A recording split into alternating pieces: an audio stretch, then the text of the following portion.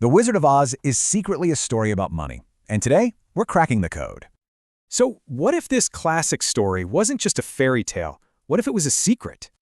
Yeah, a secret about the one thing that makes money, well, money, trust. And the key is a tiny detail. In the book, Dorothy's slippers, they weren't ruby, they were silver. So you had silver slippers and a yellow brick road. It was all part of a huge debate about money. And that whole argument, it came down to one single thing: weight.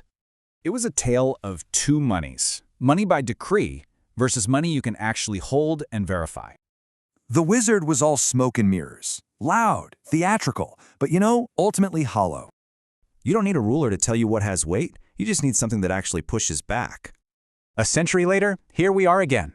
Money is just numbers on a screen, created from thin air. But then, something new showed up, a system that just refused to take shortcuts. It's called proof of work. To add info, you have to burn real energy, making it way too expensive to lie.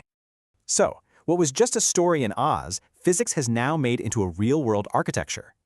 And this system has three essential roles: the guardian, the craftsman, and the interpreter. First, the guardian. Think of the lion. It anchors the system in reality with that physical work. Then you've got the craftsman, our Tin Man. They build the tools that make this whole thing usable. And finally, the interpreter. That's the scarecrow, who translates all this complexity into simple stories. And get this, no kings, no priests, no one person voting reality into existence. It's just work, just craft, and just people witnessing it all happen. So it's not just a machine, right? It's more like a shared agreement, a covenant. This isn't about trusting code. It's about replacing lies with real, verifiable cost.